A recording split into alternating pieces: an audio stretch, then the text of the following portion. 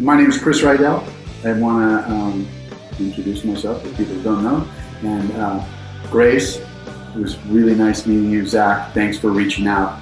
I hope everybody enjoys the show as much as I did. Thank you.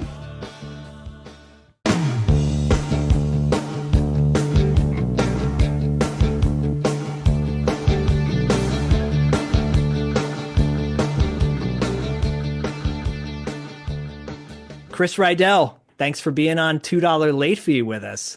Well, Zach, Grace, thanks for having someone like me. I appreciate it. We had a fan or friend of the show really quickly wanted to say, he wanted to say what's up to you. He wanted to say what's up, Manter, or Monter, sorry. Okay. And also the Riddler.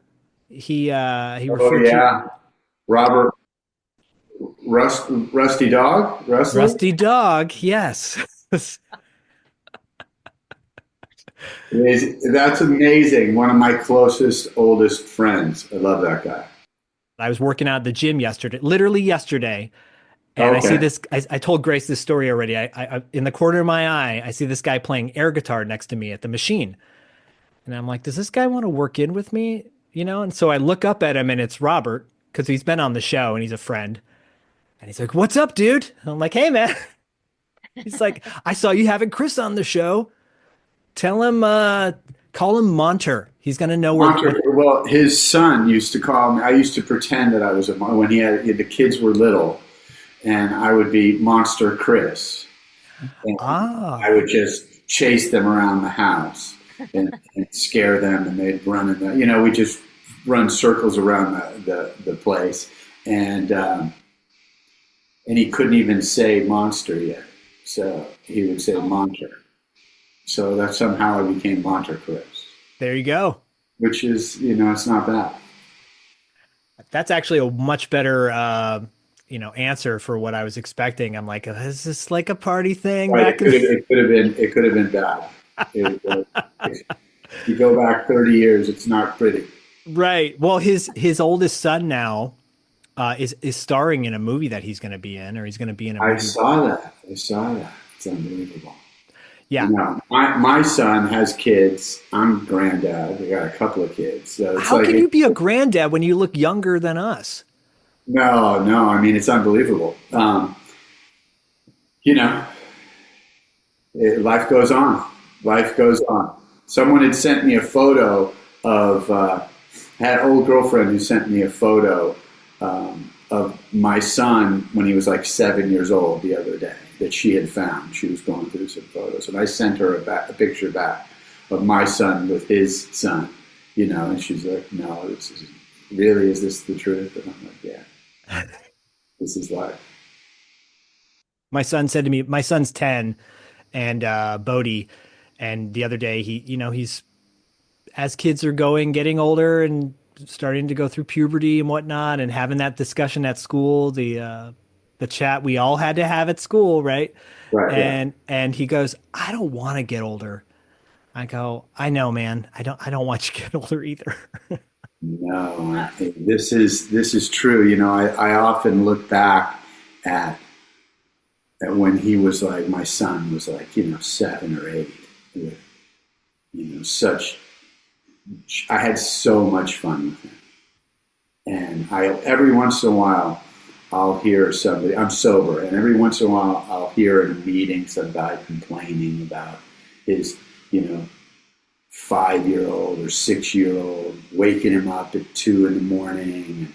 and he's complaining, and I'm like, dude, I would cut my finger off to have my son be 7 years old again. Right. You know what I mean? I could hardly get him on the phone, Right. I mean, it's gone, like Grace. I think Grace is higher on the 80s nostalgia scale than I am when it comes to 80s and 90s nostalgia. As you can see, like her background, she's an amazing collection of stuff. Like, we want to live in that era. Maybe we don't want to go back to that era, but we want to live in that era where it was just, it's like, it's that warm, fuzzy blanket, So when you remember your children of like at that age where, 3 or 5 or 7 or 10, you're like, can we just bottle that up? can we just bottle that up and just, I feel you. I feel you. But now I get it. Now I get it with my son's kids. Right on, man. Yeah. So I get to read it. That's great. When they're a pain, I just hand them back. That's what my dad says now. He's like, my dad, I've told Grace this recently.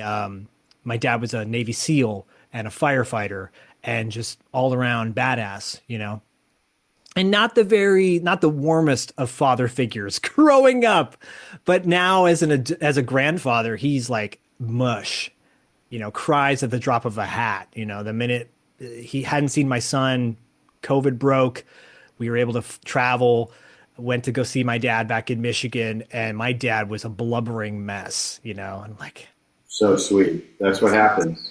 Love it. Love it.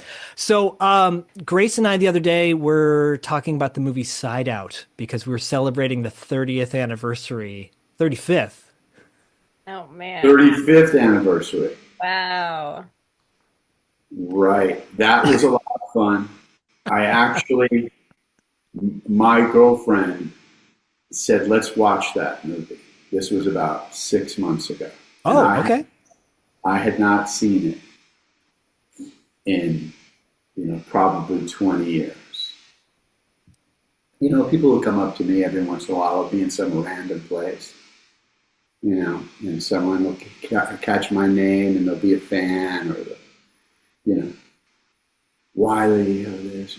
I watched it and it was actually really fun. I really like that movie. Wiley is a great character. He's a sweet, loving, guy that just sees past everybody's faults and trusting. And I really liked that character. When I watched it, I was like, because sometimes you as an actor, you'll be like, whatever, And I look back and I was like, oh, it wasn't bad, I kind of did a good job on that. I felt pretty good about it. And I hadn't seen it in so long, It was like, probably hadn't even watched it more than a couple times in my life, Not everybody watches their work, right? Hart Bochner on years ago, and we talked about Die Hard with him. And he's like, I never saw that movie until like the 30th anniversary at the Egyptian. So I would probably say maybe half of the films that I did, I never went to go see. Oh, well, we're going to talk about some of those. So yeah, okay. That's all right. I got to say though, so what'd your girlfriend think? Did she like it? I think she was pleasantly surprised. I think she was bored, as anybody is when you go, oh, I want to, let's watch this movie of you when you were, 30. It's some, 80s beach volleyball, whatever. And she's like, oh Christ, is this going to ruin it for me? She's thinking, oh, I'm going to be done with this guy after this. No, she liked it. She was pleasantly surprised at how fun it was and how just like genuinely sweet that character was, that I played. Well, yeah, I have thoughts, but Grace, who's rocking the LA gear and mock turtleneck hood sweatshirt right now. Yeah, so I was going to say, when me and Zak were talking about the movie Side Out, Zak was like, what was up with all of those mock turtlenecks in that movie? And so today, just for that, I'm wearing a mock turtleneck. Wearing a vintage early 90s mock turtleneck from LA Gear, which I think was one of the sponsors of that movie, right? Because I think it was, actually. Yeah, LA Gear was definitely one of the sponsors. And I saw Randy Stoklos on the fire, getting interviewed during the Palisades fire. Oh, wow. They had his, some, I don't know if he lost his place, but... I see these guys and I'm like, man, they were a few years older than we were. Yeah. Than Tommy and I were. And I'm like, sometimes I forget that I'm old, Like, I'm not young anymore. That was a while ago. And I look at these guys, it's like people that you think they're frozen in time. Right. They're somehow they're frozen in time there. And you go, oh, wow, we are all getting old. And he looked great. Actually, Randy looked great. So I don't want to, in case he happens to see it, I thought he looked amazing. I mean, look, like those beach guys, you know, dudes that hang out at the beach are not always all weathered and lizard skin. They he played Rolo in the movie, for anyone who's curious, because we just talked about Side Out on our show, and he was a legit badass in that movie. All those guys were. I mean, Tommy Howell and I met in Spain. I was making a movie. He was making a movie. We became close, and he was like, "Hey, I got this movie. Maybe you could get a part in it." And I was like, "Okay, great." And somehow it ended up working out. Cool. And we we got to train with these guys for 2 months. They were like, "Okay, we're going to start the movie in the summer, and you got 2 months to figure out how to play volleyball." And Cinch and Smith, Randy Stoklos, all these guys, Steve Timmons, they were all there, like, every day playing with us. So it was actually an amazing experience. I was blessed to have spent that much time. Wow. Were you intimidated to work with these world champs in volleyball? Oh, absolutely, absolutely. But it's like I felt like I was somewhat of an athlete. But you think, it's like growing up. I went to a little private school, and I was fast, and I was like the fastest kid at the school.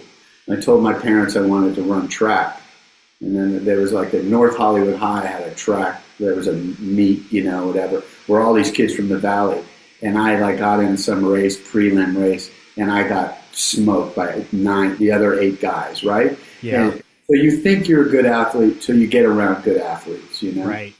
And then, so I was like, yeah, I could do this. And then, maybe I can't jump that high, and I'm not that, that good.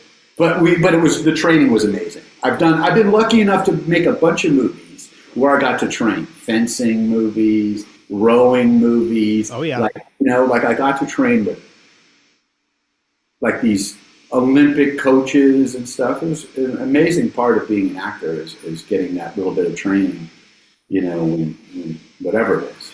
Well, it's interesting that, Wiley, Grace and I said this on the show, that Wiley he's really the heart of that movie, where he is he's just the nice guy throughout the whole thing. He is the glue that keeps Monroe and Zach Barnes, Peter Horton's character together. But in a way, I was thinking about the movie North Shore and how similar you are to Turtle in North Shore, John Philbin's character. Exactly. You're just you're that guy that gets stomped on, or literally in this case, arm broken by somebody, by your buddy. But you're the one who's like, "Hey man, no, I'm here for you." That's a good friend to have. It was a great character, So you don't realize sometimes when you just read a script, you're like, "Yeah, that looks good. Okay, we'll be playing volleyball. I'm your friend." Some scenes, and then as you start digging into it, and you find the character. Because I guess I could have played it differently. I got a choice to be upset or not upset. It could have underlined been pissed, but yeah. But I genuinely was like, I thought, okay, I'm just going to be the good guy in this, right. And it seemed to work. At least I when I watched it 6 months ago. I think Grace had never seen it, right? Grace, that was your first time watching Side Out. Yeah, it was my first time watching Side Out. And after I heard that Zach was going to be having you on the show, Chris, I was like, wait, why have I never heard of this movie? Where have I been all my life? It's got all the awesome things of the 80s I love. It's got neon. It's got an amazing soundtrack. It's got a great packed cast. I loved it. It was so much fun. And Zach and Zach and I were just discussing, what a cool character Wiley was, because Zach and I were saying, Wiley's the guy that we want on our team, right? He's the ultimate BFF who's always going to be on your side, on your team. I got you. I'm backing you up on this. He drives a rad hearse. Right, I got to drive the hearse. from the very beginning, the character's great. Yeah, it's fun. Yeah, there was a moment, because Grace had said, what is like a thing that stands out to you about the movie? And it's your choices that you make. There's specific ways you say things in the movie where like, yeah, there's like a genuine like goodness to you. So yeah, it definitely comes across. You said you had a relationship with C Thomas Howell. SD Chandler is a good friend of mine, and he's been on the show for Teen Wolf 2, when she's like, you want to talk about Teen Wolf 2? I'm like, yes, we're going to talk about Teen Wolf 2. And obviously she's good friends with Tommy. He's adopted, well, not adopted. He's like a legit rodeo guy who's now totally embraced that cowboy life. Well, his father, Chris. Yes. Chris Howell was a legit stuntman cowboy.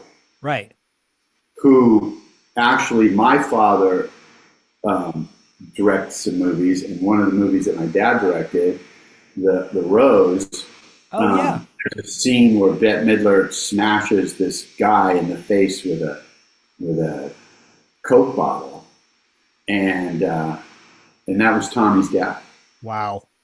And Tommy tells the story that he got paid, Chris was telling me that he got paid like $50 every time they hit him in the face with the thing, and my dad was loving it. They were having so much fun doing it, and he did it like so many times, and he was so grateful because he ended up getting paid probably like $3,000 for the day, $5,000 for the day, when he was probably not making that much, as a stuntman back in the mid 70s.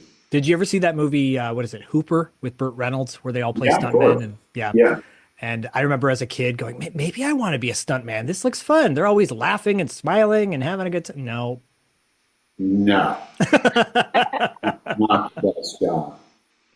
I mean, you could make a lot of money doing it, I guess, but Was it your dad's work that kind of propelled you into wanting to become an actor?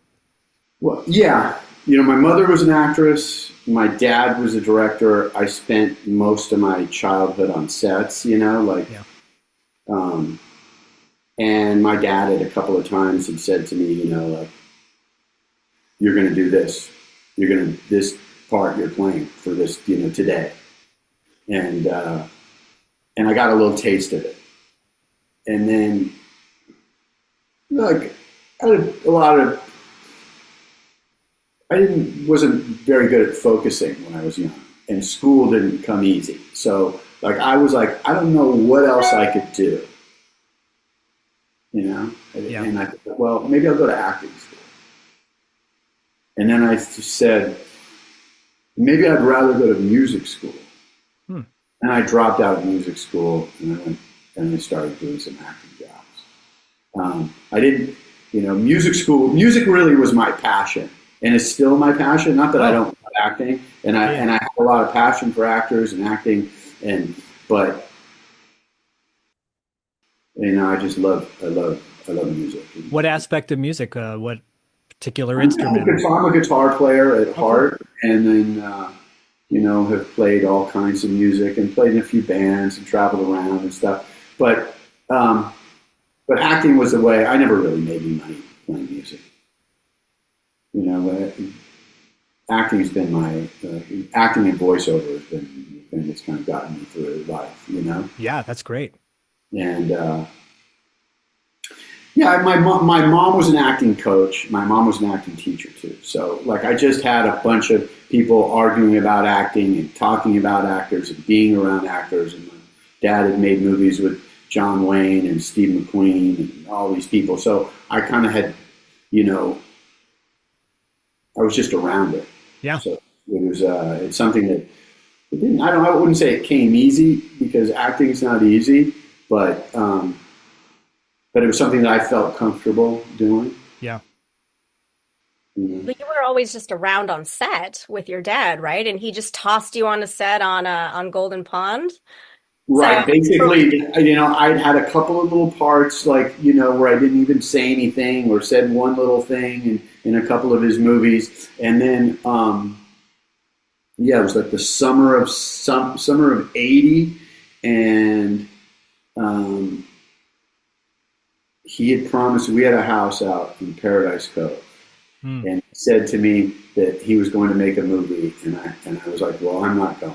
The idea of going on location to make some movie about a couple of old people on a lake just sounded terrible to me. Doesn't sell very well on paper. No, it didn't really. It didn't sound great to me, right? So he said to me, "You could stay at the house in Malibu," and I was like, "Okay, great.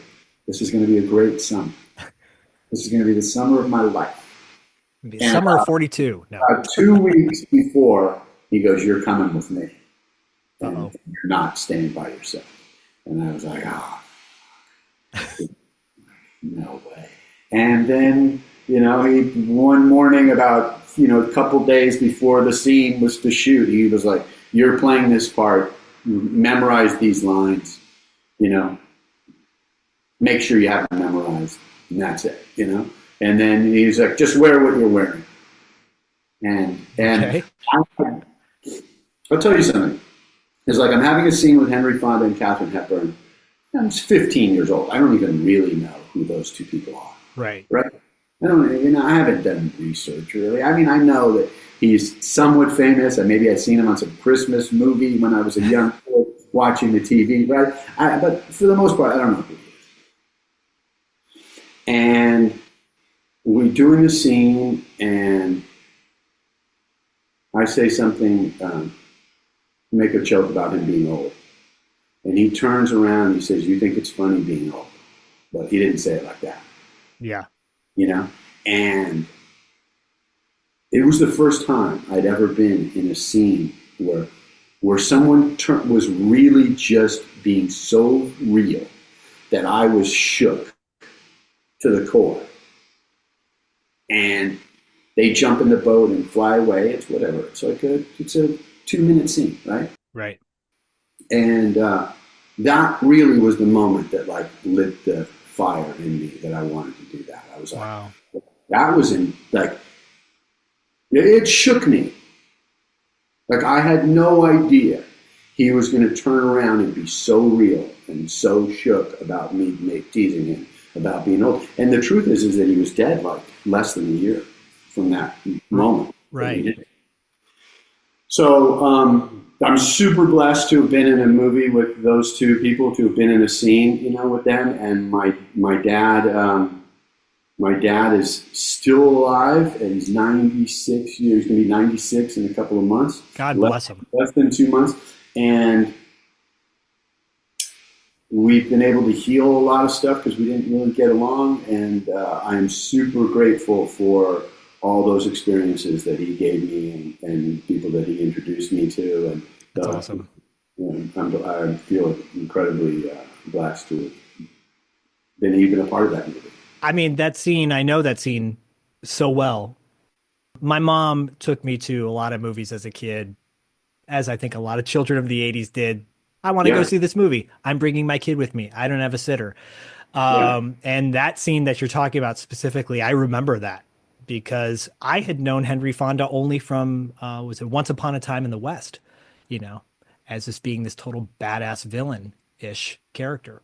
And seeing him in that very vulnerable role with this kid who's a very real kid, clearly, and it's a powerful scene, and it's what a way to kind of kick off your career. That's wild. Right. Which 15-year-old was amazing. Yeah. I mean, I was going to say, this is not how you got into college. It was a rough segue, but right. To roll into how I got into college. But you did that movie. There's an alum of our show as well with Diane Franklin. She's a friend of the show, and she's been on a bunch of times. That movie I think is a very underrated in Savage Steve Holland's kind of body of work. It's probably his most underrated film that he did, underappreciated. I think it's actually getting more of a following in the past few years. Is it? Yeah, they showed it at New Beverly, right, Grace? Like about a year ago, they showed it. Last year. They showed it at New Beverly with a double feature of, it was another college movie, another comedy college movie. I think it was Big Man on Campus about the Quasimodo or something. I don't even know if that's politically correct to say nowadays, but whatever, Hunchback of Notre Dame on Right. campus. Anyways, and I'm like, that's an interesting pairing. I guess it makes sense. But how I got into college was, it's such a fun, underrated film. And was that a positive experience working on that one? I don't remember. Okay. No, I mean, I know. I remember. It's funny. It's so long ago that I remember parts of it. I remember having a good time. You know, that's what I Yeah. I remember. There was just good times making movies back then. You know, and a lot of laughs, and you know, I just enjoy being an actor. So like for me, all those roles were, I don't know. Somehow I think I just chose to play. That's another character that's very similar to Wiley Inside Out, you know? Right. Yeah. Would you describe that person? I mean, is it pretty close to who you are as a person I think at that so. time? Yeah. At that time, and maybe more now than after, like, you know, I think I've had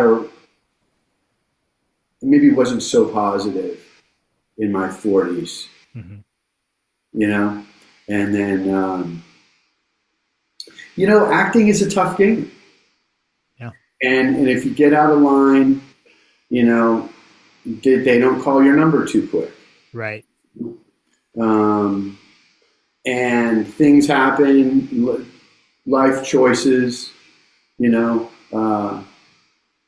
There was you know, I mean, I had a good career, and I chose to kind of walk away from it, you know, because for whatever reason it wasn't working for me in my family life. Right. You know, and also I kind of I think I needed to separate myself from my parents in a way, you know? And I was like, oh, is this all I can do? And am I doing this only because, you know, this is the way I grew up?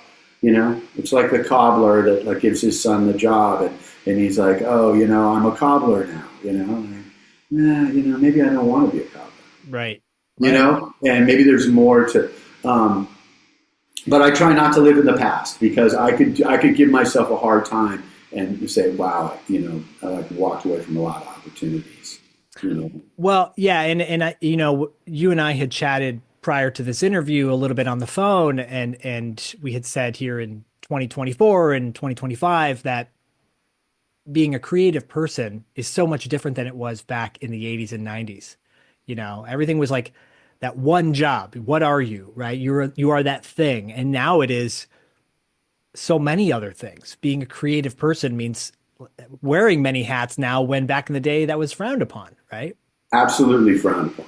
Absolutely. Like if you said you were a producer and an actor, or you were a director and a writer and an actor, then people would be like, you know, you obviously can't do any of those things, because right. You know, where's your focus? You know? And now, like, hey, you know, just to put yourself on tape to right. get a job, you need to be a DP, an editor, an actor, a director. You need to do all of it just to send your tape in. Yeah. Being an artist has, you know, you wear many hats being an artist. Right. You know, you can paint. You can play the guitar. Tommy Howell singing, playing country songs, you know. Which is good stuff, by the way. His music is great. You know, reinventing himself, you know, and there's nothing wrong with that. Yeah. You know, I think that it's easy to forget that we're just living in the moment. Yeah. And even when you're remembering now. Right. Memory is now. Right. So, you know, it's okay to do something new. It's okay to evolve. It's good. It's healthy. Yeah. You know, change is good. You don't grow unless you change. You know, so, you know, like your mommy didn't wave her hand over you when you were 4 and say, now you're 5, Zak. You know, I mean, it's like we're in a constant flux and change, and we want things to stay the same. We want our career to stay, on this path, and how do we stay happy?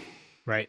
And that I think is probably more important, because I've seen a lot of friends that have had a lot of success miserable, and I've seen a lot of other people that are maybe haven't had as much success that seem happy. And what makes you happy, and like I look at my dad today, and he had a big full career, Academy Award guy, made a lot of movies, successful movies, but all that's like not even important anymore. Not anymore. No. Nice. It's not who he is. It's part of who he was. It's part of who he is. But I don't know what I'm really saying. No. You're absolutely right.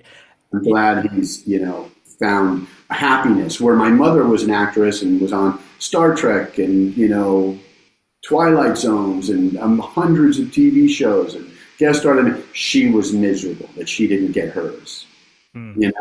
Now she was loving and caring, but she wanted more, and she was never happy with anything.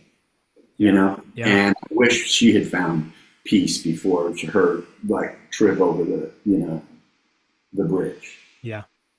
But I'm grateful for the career that I've had, and look forward to other stuff too.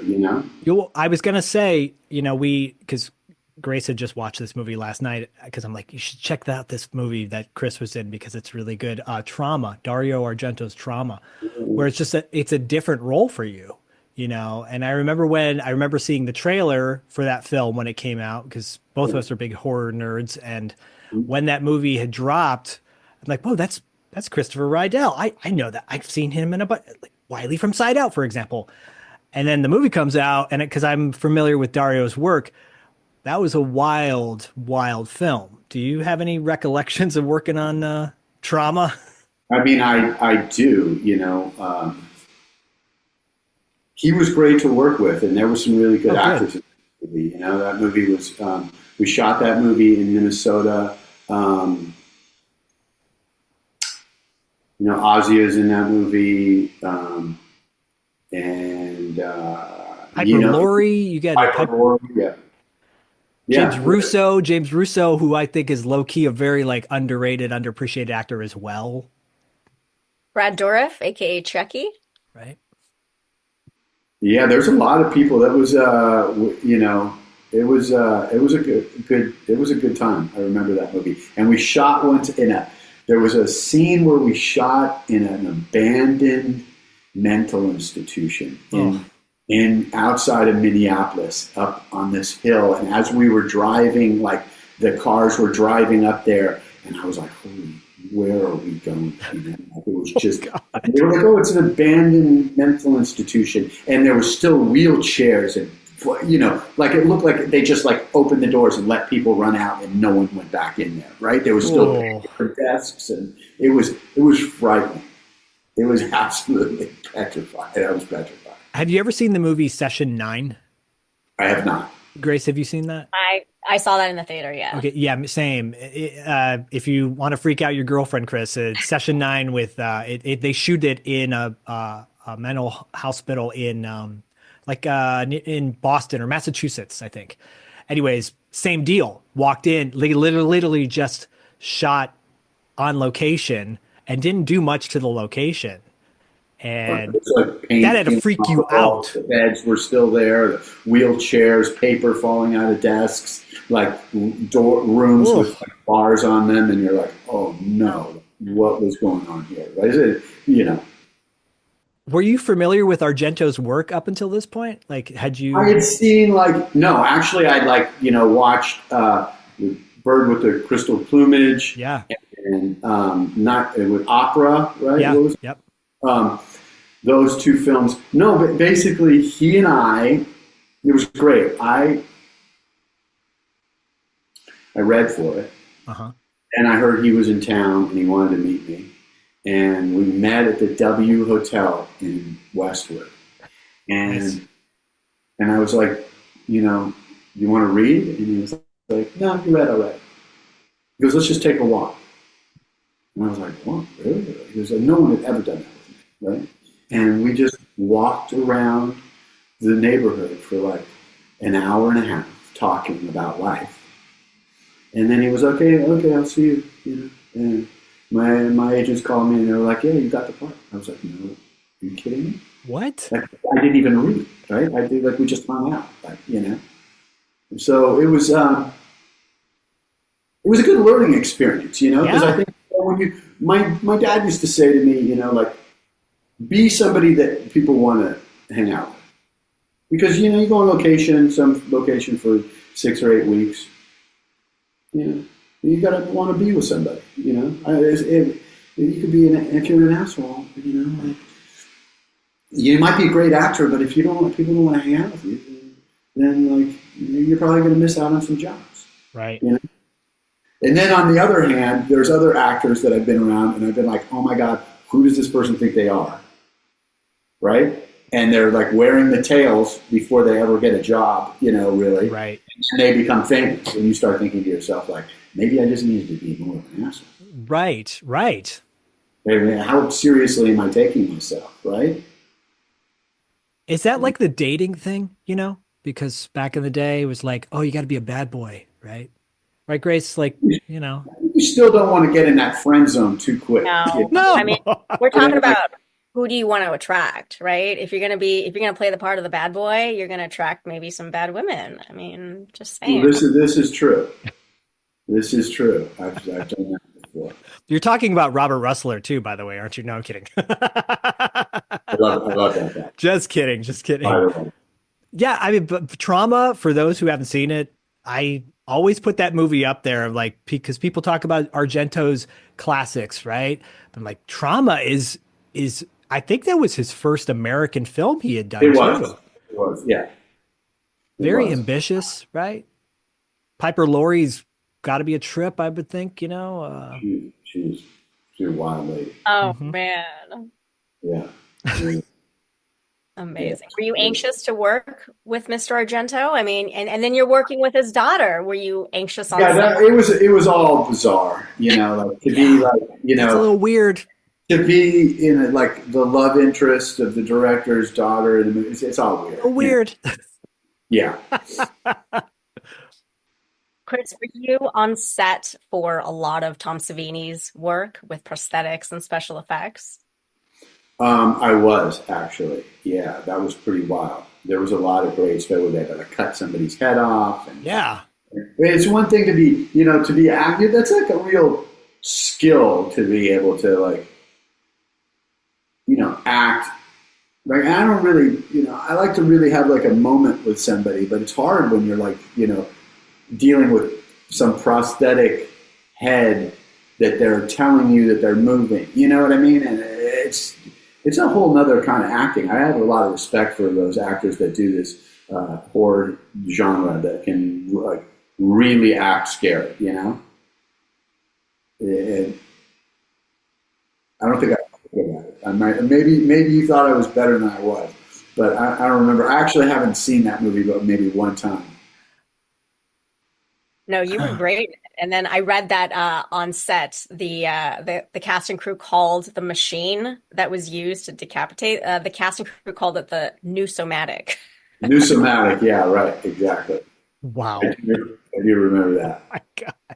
I think you just picked your next movie night with your girlfriend. I think I might have to pull that one out of it. Yeah. I mean, but I would say I might put By the Sword above that. I'm not going to lie, because I had the honor of interviewing Eric Roberts a few years back, and through a friend of a friend, and he loved working on that movie immensely as well. By the Sword is another underappreciated film. I had a great time making that movie.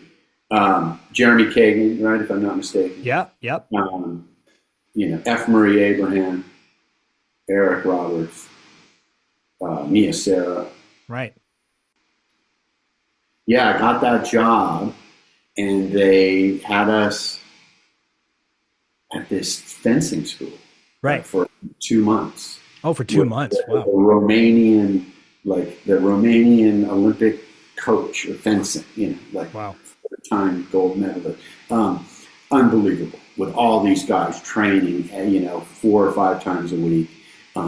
Yeah, because I was supposed to be like you get a job and they're like, oh yeah, in this movie, you're the #1 fencing, prodigy in the United States. Oh, great. No pressure. No pressure. No pressure at all. I need to figure out how to fence, right? Great experience. We shot it one stage down for the most part, like we went to New York and we shot for a week or so, but we shot downtown LA, and Eric and I became really close. Did he do his air trumpet for you? No, he didn't do the air trumpet. I don't remember any air trumpet, but okay. I do. One time after we finished the movie, we had hung out. We started hanging out a lot in the movie, and he says to me, "Yeah, I'm coming to town. I'm going to stay at your house." Sure. Okay. I guess. Okay. I guess you're staying at my house. And then he's like, "The water pressure is really bad, So, what is he, Seinfeld? And then, like, I had my son's mom at the time.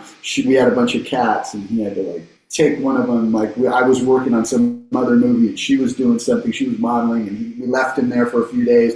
And he had to take the cat to the vet, and all this nightmare. He was complaining about the things he had to do. I was like, "You're staying in my house for free, man. You asked to stay here." It should have been a thick. I loved making that film. F. Murray Abraham, amazing. What a guy. What an actor. Consummate professional. I've been so lucky to work with a lot of great actors in my life. And he's definitely one of them, both him and Eric, I mean, both amazing. Mia Sara too. She's fantastic. Big fan of hers. But, like you said, whether it was rowing or fencing or volleyball, like the difference, I think, one of the reasons why I think Side Out is a legitimate film, and I think By the Sword is a legitimate film, is because you actually see the actors performing the activities, versus a cutaway to a stunt double or whatever. Because in Side Out, you were legit playing volleyball. In By the Sword, you were legit fencing. Yeah. So... Yeah, no stunt doubles there, and in the rowing, no stunt doubles. And let me tell you, that's the hardest. Okay, of the three, I was going to say, which one was the hardest? By far, because it's one thing if they say, "Oh, you're going to play violin in a movie," right? But when you say, "Oh, you're going to play violin with 3 other guys," right? And you're all going to sound good together. Like, not impossible, right? And rowing is one of those things where timing is everything. Those those rows, if one person is off, it just doesn't work, and it looks terrible. Oh, I know. I was in Hawaii with my wife and son, and we were rowing in a canoe, and I was off sync with her, and it was like we were almost going in circles. She's like, "What are you doing? You're not doing it right." I'm like, "No, you're not doing it right." I guess I am not doing it right. This was we spent 2 weeks on a rowing machine. Like, we showed up like a month early to learn how to do this. Yeah. Before shooting. And we spent 2 weeks on a rowing machine. Like, I was so exhausted. Again, with another, the U.S., captain of the U.S. rowing team, we were at Penn AC, right. Rowing, like a real rowing club. And then they put us in that boat. It was actually hysterical. It was all you guys legit, you're talking, this movie's called Kimberly, by the way, right? That's the original. Yeah, that's what it ended up being called, yeah. Yeah, and so the cast, Sean Astin, yep. Molly Ringwald, I think, is in it too. She's in it, yeah. But you guys all had to do it. We had to get out there and row, and it was a lot of fun, but it's not easy, and it's exhausting. It's really exhausting. When you were done with that, you're like, I'm done with this. I was like done with acting. Like once I finished that movie, I was like, I'm done with this shit. I thought acting was just hands, like, Movement shots. Make another sport movie. Forget it. Well, I was saying to Grace when we were recording Side Out, because I started pulling out these random sport movies from the 80s and 90s. I love sport movies because there's something about them that like makes me want to do that thing that I see on screen, but then I do it and I suck at it. And I'm like, yeah, I'm good. I'll just live vicariously through the characters. So we both were commenting, right, Grace, that we had these weak arms doing volleyballs. Oh, yeah, Chris, I was asking Zak after seeing Sight Out. I was like, "Oh yeah, were you ever good at playing volleyball?" Because I sucked. Me and my weak little arms. Like, oh, it hurts. I don't want to play anymore. In 6th grade or whatever. And here you are getting trained by world champs on set for 2 months. I mean, that's wild. Did you continue to, after, training how to row, training how to fence, how to play volleyball with the champs, have you continued to do any of these sports? I might have done some fencing for a while afterwards because I really enjoyed it. I definitely have not been rowing at all. And volleyball is like one of those things where it's like, I can still do it, Like if people are playing on the beach and I I could do that, like a little bit. But, my knees are shot. So, I'm old. Like I get out there and I run around for, I'm like, my son's, like, well, let's play tennis, and you got to hit it right at me, like I'm not running over there. Well, it's funny you say that because my son, we have a Sky Zone here in the Valley, right? The trampoline place. And I went to a birthday party for my son's friend and I'm like, oh, this looks fun. I can do this. I jump on the trampoline. I'm like, oh, this is great. And suddenly I hear a pop. I'm like, oh, my ankle. I'm done. I had to hobble off. And my wife's like, are you okay? I'm like, no, I'm not. Yeah, no, it's like I'm 50. You know what I mean? Right. Get it. Cut it out. Speaking of accidents, really quickly, Chris, were there any mishaps on set? Fencing or volleyball? You broke your arm. Your character broke your arm in Sight Out. Were there ever any mishaps on set with these activities? No, but we did play. I remember playing a joke on the director, and for which film? For Side Out, where I put like a couple of blood capsules in my mouth. Oh no! And I got like close to the guy was, like Steve. I think it was Steve Timmons was on the other side. It was like redhead guy, like Olympic champion, gold medalist, and he's like 6'5", and he goes, just make sure you put your hands up in front of your face, and I'm gonna hit you. I'll hit you in the hands. And we pretended as though it hit me in the face, and I rolled over and bit these blood capsules and let my mouth fill with blood. And came out no! Absolutely furious, So it was more like we had such a good time. It was like you make a movie, they go, oh, we're going to spend 2 weeks at the beach playing volleyball, and a few scenes running around town in a hearse, Right. And you're going to be in a club, and this was amazing. And Tommy and I had. It's funny that because we started talking about it, and we got trained. Like I was like, oh, maybe we need to like get a trainer at Goals or something. So we got like a trainer like for like a month before we started making the movie, and I got this guy Ali Mala was his name, and he was like he was like a Mr. Olympia, 3rd, 4th place or whatever, Mr. Olympia, like one of those guys, like Arnold Schwarzenegger. Yeah. And I guess the production company hadn't paid him, and he was like, well, like one of these guys. And I had the day off, and I got to the set the next day, and the guy was like, oh man, you're lucky you're not here. And I was like, what? He goes, your trainer from the gym was trying to like kick your door in. Hadn't been paid. I was like, Christ, these guys. Like, had I been there the day before, I probably would have been like beaten, Oh my God. Yeah. So there's always some crazy thing, like movies you never know what's going to happen in a movie. He tried to cut your thumb off like in Pope of Greenwich Village. Right, exactly. Charlie. Charlie. Uh, wow. Wow, that's wild. Did he get paid? Yeah, did he finally get Yeah, he got paid. You know, he got paid. It's like Sure. everybody wants to get paid. You know, I've done some movies where I didn't get paid when I wanted to. You know, it's like this just happens. You know, sometimes you just have to trust the powers that be. like Jack Burton says in Big Trouble in Little China, just say, yes, sir, the check is in the mail. So, Yeah. Grace, we have some questions from some fans, right? As we start to wrap up. Yeah, absolutely. Okay. Well, let's see here. Well, actually, I wanted to ask you a quick question myself, Chris. So you've had quite the career. I mean, you've played an alien on Star Trek Enterprises, you've played a beach bum and Under the Boardwalk, volleyball player, a fencer, blah, blah, et cetera, et cetera. I read that you had a moment with John Wayne. Like you mentioned, you were on set with your father for so many films. When's your freaking memoir coming out? Yeah. I want to know all the stories. So sweet that you say that.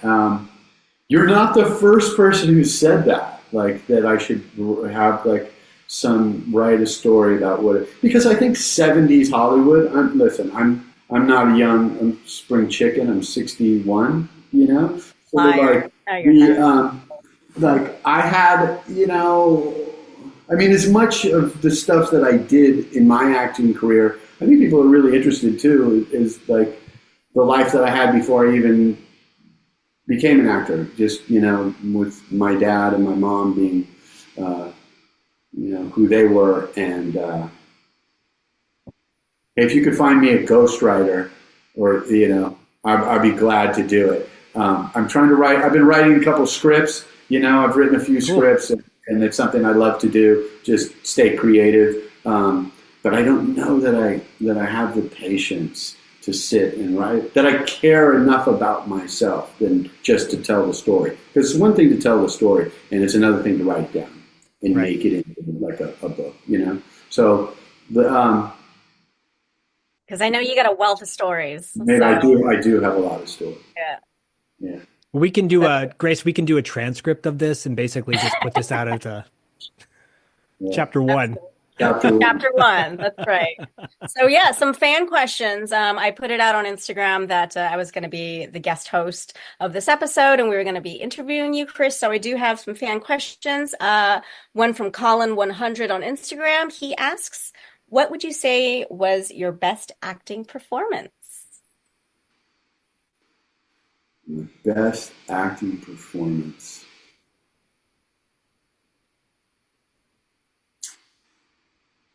There's a couple of little moments that stand out. I did it sounds funny, but I did an after-school special called Lives of the Heart. And I played a kid that was like a valedictorian that gets a car from his dad for graduation, and he sideswipes this woman, and she goes into a tree and dies, or is like maimed badly, and my dad doesn't want me to say anything, and I want to confess, and I was lucky enough to get nominated for an Emmy for it, and that there's a couple of moments in that. Which you probably can't even find, but you have these, it's funny, acting is like, when it works, you don't even know what you're doing. Right. You're just going. It's like when you're driving home after and it's 2 a.m. and you've been there all day and you're finally out of the makeup or whatever, and you're in your car, you're driving, and you're like, what the fuck just happened? Right. And you know that you really had you let something really affect you. Like you were able to put yourself in that place. Because there's a lot of times like with the trauma or whatever, where there's a severed head and you're like, how do I know how to play somebody standing in front of a severed head? Yeah. But I do know how to play some kid that's like father's asking him to do something that he can't do, and he has shame and guilt, and shame and guilt is something that familiar with, and easy for me no, really. I mean, all joking aside, that's really one of the things that and it's one of those obscure things that no one really knows about. And you were nominated for an Emmy? Yeah, it was a after school special. But so. I'm gonna have to look that one up. Oh, we're gonna drop a clip of it into this interview, I'm sure. So okay. We'll make it work. All right. I have got another question from EC Dude 17 on Instagram. EC Dude 17. What was it like to work with C Thomas Howell? Oh, we had the best time. He and I,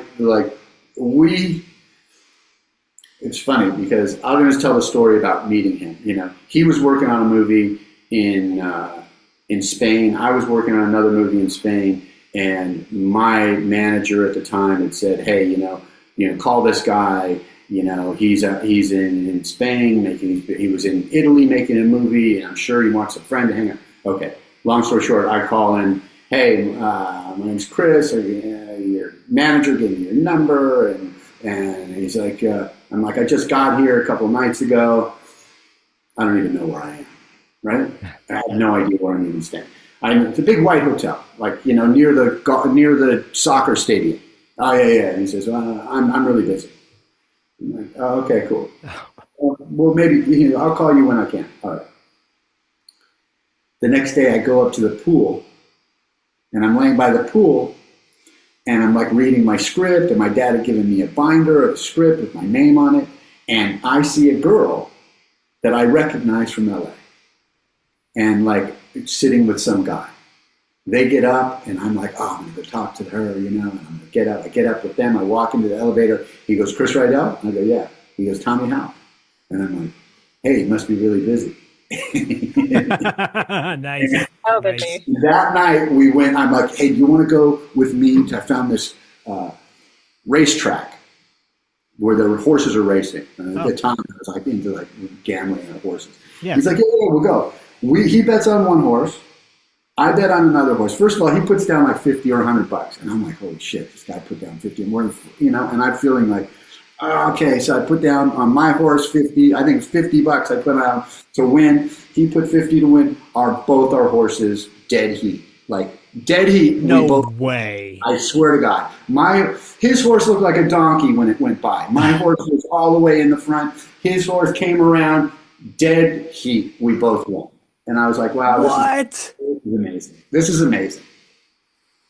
Out of all the horses in that, we both picked the winner. That's a trip. Yeah, and then we were basically inseparable for for years.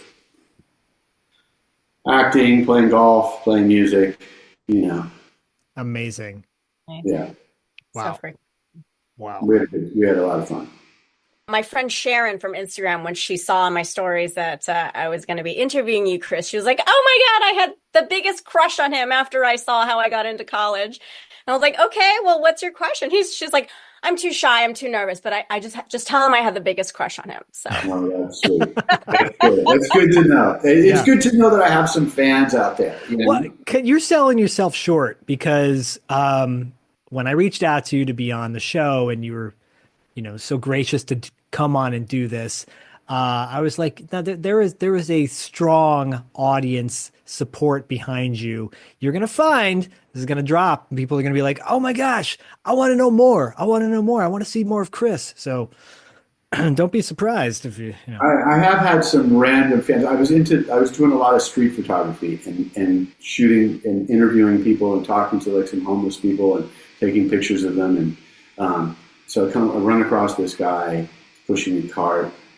He's got a rose in his mouth and he's digging through like a trash can. Got a rose in his mouth. Homeless guy. All this stuff in his shopping cart falling over. We start talking and he's like, what do you do? And I was like, well, just do some acting. Oh, really? Yeah, what movies have you been in? A bunch of movies. Yeah. Like what? What movies did you make? A long time ago. And I said, well, I said, you ever see Side Out? And his face drops. He goes, what? Were you in that movie? I said, yeah, it was wild. He starts leaping up and down. Wow. throwing things around, so excited, could not believe it. I was, it was amazing. It was actually a really like a heartwarming moment that I That's had. really rad. It just meant so much to him. You know, it meant so much to him. And I was like, wow, this is kind of cool, you know? I mean, you never know who it is. Like, it could be a studio executive who was like a kid that was, you know, in his 30s or 20s back in the day that's now running some studio, or it could be some, you know, guy pushing a cart with a rose in his mouth. and maybe that guy pushing the cart was a studio exec at one point. Probably. Yeah, I mean, exactly. it is Los Angeles, so anything's possible, right? It's very possible. Very possible. I will say this. One question my mom had asked because she knew you were coming on, and she knew that I was a big Side Out fan, and back in the day, still am. But what is your favorite genre of music? I'm a blues guy, you know, at heart. Like what era of blues? I mean, I love like Allman Brothers type, you know, I wouldn't even say it was more like country rock blues. Yeah. But, you know, obviously I love Stevie Ray Vaughan and that was, I saw him play. Like when I went to Yale for one summer for a acting summer school of acting at Yale. And there was a place called Toad's Place. And there was a girl that was there that said, come with me. I'm going to get my picture taken at sound check with this guy. I'm going to sound check. And I was like, who is it? She's like, oh, this amazing guitar player from San Francisco. I saw him in San Francisco. And he's not from San Francisco, but I saw him there. And he's playing here at Toad's Place. Come with me. And I went that night with her to the show. And my life changed, basically. Yep. Yeah. At that moment, I was like, I don't think I want to be an actor. I want to be a guitar player. Yeah. And then, you know, there comes this realization. It's kind of like you want to be a track star. Yeah, you know, you only have what you have, you know? Right. And you have to be able to work with what you have. There's only one Stevie Ray Vaughan. Yep. Even as an actor, you know? Like, there's some actors that are like, they're like airplanes. It's like some are faster than the speed of sound, and they're faster than the speed of thought, and they're just doing. And others are just, you know, going a little slower, and everything they can think about, and you can feel it, you know? And I think I just, not like I gave up. I just was like, it was very depressing to realize that I was never going to have those skills. Well, I mean, Stevie Ray Vaughan is one of a kind, you know, so. Yeah, I mean, it's all kinds of like, I love jazz. I love, you know, Kenny Burrell. I love like listening to Stan Getz. I like listening to, I love jazz too. You know, I'm a big jazz fan. So, you know, I just love it actually. Well, my mom would appreciate this, that you saying Stevie Ray Vaughan, because my stepdad was a huge Stevie Ray Vaughan fan and lived in the Bay Area, San Jose. And I'll tell you a quick story. Stevie was playing at this place called JJ's Blues Bar in San Jose. And the stage is right next to the front door that leads out to the street. And Stevie's ripping a solo and he jumps off the stage and walks out into the street with cars stopping. This is before he had hit it huge, you know? And just everyone's going nuts. The bar emptied out while he's playing his solo, and it was just like insane. So yeah, this is when I saw him. It was the summer of '83. Oh, Toad's Place in New Haven. Yeah, so he had just done or was about to do the guitar work on Let's Dance and the whole album by David Bowie. So yeah. If you've never heard the song "Loan Me a Dime" by Boz Scaggs, I highly recommend it. You know, Boz Scaggs, people go, oh, Lido Shuffle and Lowdown, and he's that cheesy 70s. No, Boz Scaggs was a proficient blues player as well, guitarist, and Loan Me a Dime is like a 7-minute long ripping blues song. It's amazing. Yeah, I love Rory Gallagher. I'm going to catch that. Rory Gallagher. All about like Rory Gallagher is amazing. What was the band? Was it Taste that he was in? I think prior to, Anyways, Rory Gallagher is amazing. Grace is like, Who are we talking about right Gotta now? catch these people. Well, we were talking about soundtracks. Zach and I were talking about the soundtrack to Side Out, and sadly, the soundtrack was never released. I mean, what an incredible soundtrack. We had Paula Abdul, we had B-52s, Kenny Loggins. Right. When you guys shot Side Out, I think it was like 89. What else were you listening to in 89, Chris? Were you heavily into jazz and blues at that time, or were you listening to other more mainstream? What was I listening to? I was probably listening to just something terrible. You mean something terribly awesome? Something terribly awesome, but I don't even remember. Oh man. Well, I got to tell you, Chris, this was a really big deal having you on the show. Oh wow! Well, I appreciate that. Thank you so much. Thanks for reaching out. I'm glad we were able to do it. Yeah, maybe we can actually have a face-to-face, where we're not just on a Zoom screen sometime. So let's do it. Grace, nice meeting you. It was lovely to meet you, Chris. You guys have a great rest of the day. You too, man. Thank you so much, Chris. All right. Bye.